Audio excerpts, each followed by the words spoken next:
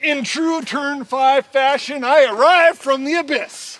I don't know why that became a thing, but for the last how many videos you have arrived from the abyss? It's just a thing. It's where I come from. It's my happy place. Oh, the vast nothingness is your happy place. Welcome to the 1 year ownership review of this wonderful, beautiful, practical, amazing, fantastic.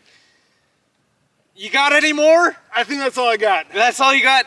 All right. It's the Porsche Cayman. 2007. 987.1. It is hard to say Porsche Cayman without adding an S to the end, but we'll get into that at the end. This is the base Porsche Cayman, and we're going to tell you how it is after the first year and why it is the most wonderful sports car for a beginner. Absolutely. Well, let's get inside where it's a little bit warm, a little bit less snowy, and we'll see you in there. Welcome to the inside of the 2007 Porsche Cayman. It's hard to say that without adding a delineation after that. I want to say Cayman S because we have a Macan S. Yep. I almost want to say GTS because we have a Cayenne GTS. This is the 2007 Porsche Cayman base. It doesn't mean it's bad. It just means that it's the base, and it is fantastic. You have 245 roaring horsepowers screaming out of the tailpipe from this aftermarket fast-speed exhaust, but the stock exhaust is okay for normal ears, but we don't have normal ears. We have the ears that need extra noise. The problem with jumping into a Cayman S is that you're getting into the territory of a findable, dependable 996, 911. Yes. So with that, is it more worth it to get the mid-engine platform in the Cayman and just get the base and have fun around the corners? I say yes, and aesthetically, I really like the look of a Cayman. I love the look of a 911, but the Cayman is unique to itself, and there isn't another car in the market that matches that. I agree. Now, 2007 Cayman, first generation, it looks completely different than a Boxster. It really does. The Boxster and the Cayman now look very similar, as they are pretty much the same like the 911 and the 911 Cabriolet. Absolutely. So that's why you jump into this first generation, and they're affordable. Yep. Let's talk about dependability for a minute. You had a 944. Yes. Luckily, we didn't have any issues with it. It was just a fuel pump, but really nothing. But if we had real issues with it, it would have been really expensive. I would argue that this Porsche Cayman is cheaper on maintenance than a 944. Yep, I would agree with that, as long as you don't blow up the engine. It's not cheaper to get into, no, but it is cheaper, I think, to maintain once you have one.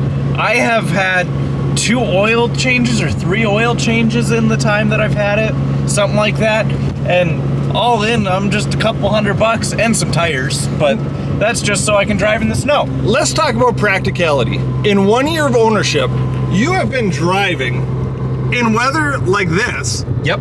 You've been driving in the summer. You've been driving in the spring. You've been driving in the fall. You drive this every single day. In fact, you might say it is daily driven. It is daily driven because it's my only car. So he slapped on Nokian Hakkapeliitas. Yes, on this thing. That's what are on this year's Nokian Hakkapeliitta R3. You had Blizzaks last year, correct? Yes, I did. Do you think they're both about the same? A rear-wheel drive car is not the best in northern Minnesota winters, but it's the best for Turn 5. Yep. But having good winter tires makes it possible to drive it comfortably.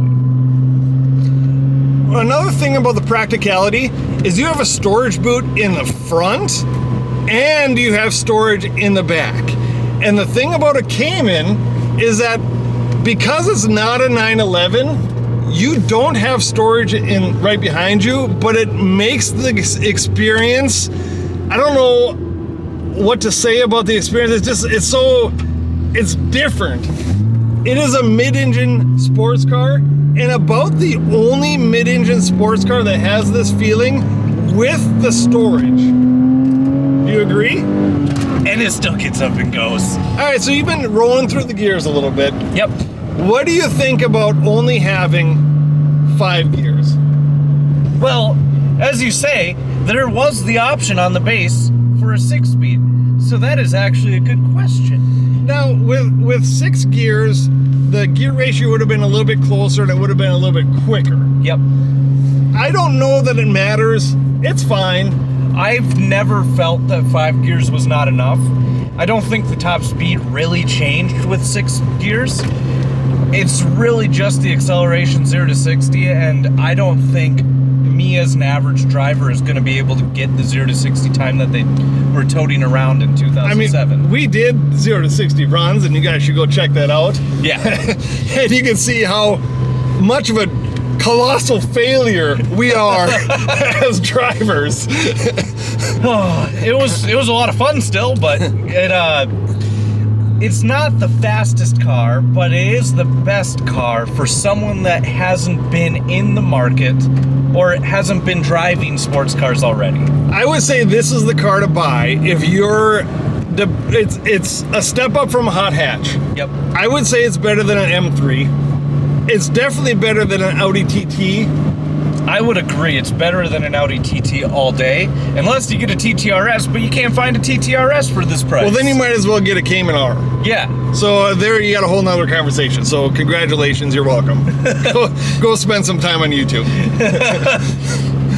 Maybe we'll bring that comparison to you one day, but currently we do not have that comparison. I do think that this is the greatest true entry-level sports car, an actual sports car. And I think from this platform, this is where you decide where your next move is. I agree entirely. This car makes it possible for you to feel, do you like the more cornering? Do you like more power? What do you like about driving a sports car? And you can look and find what you're looking for then. Like, where are you going to branch out to next? And I think if you start, let's just stay in the Cayman family. If you start with an S, or, I mean, now you can get a GTS, or an R, for example, or a GT4, you miss the experience of this. And I think that's what we're trying to experience through our YouTube lives, is all of the sports cars. So we're starting in the lower echelons of the market so we can experience everything. Because if we started out with a GT4, this would be numb and boring. Well, we have both driven a GT3, as you saw previously on the channel. And it's ruined me. It has ruined me as well. This car does not feel as fast as I once thought it was.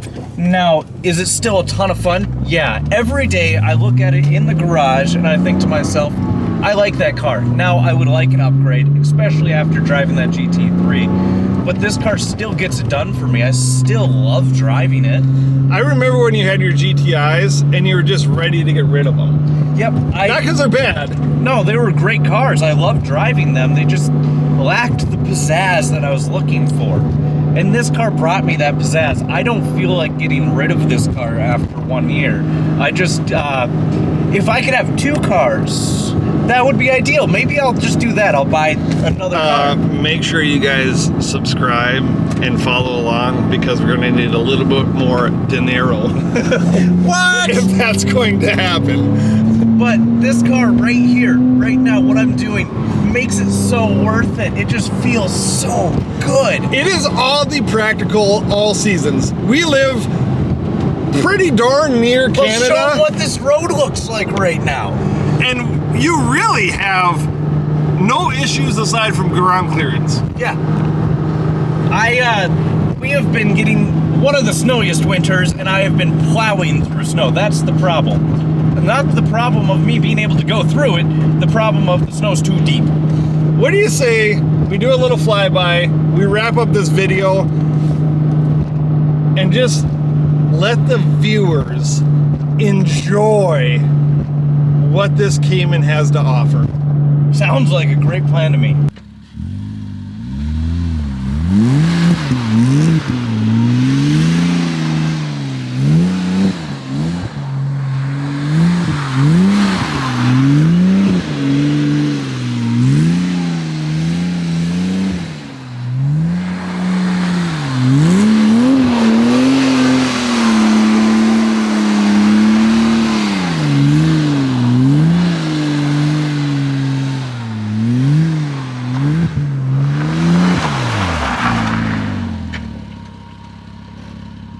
like I began the video, I will end it from the abyss. It's a fun place to be. You guys should really go check it out sometime. The vast nothingness outside of frame. It's a fun place to be. Make sure you guys click like, comment, and subscribe if you like this video. Even if you didn't, you might as well subscribe and support us. Yeah, you made it this far, you might as well. I hope you guys enjoyed our 1-year review of this car and agreed with our reasons as to why it is the most amazing entry-level true... All right, here it is. The most amazing entry-level sports car on the market. Is that what it is? Is that what we finally decided upon throughout this video? I just think it's amazing. Make sure you guys go pick one up. And make sure you enjoy it and drive it every day, regardless of it snowing, as you can see today.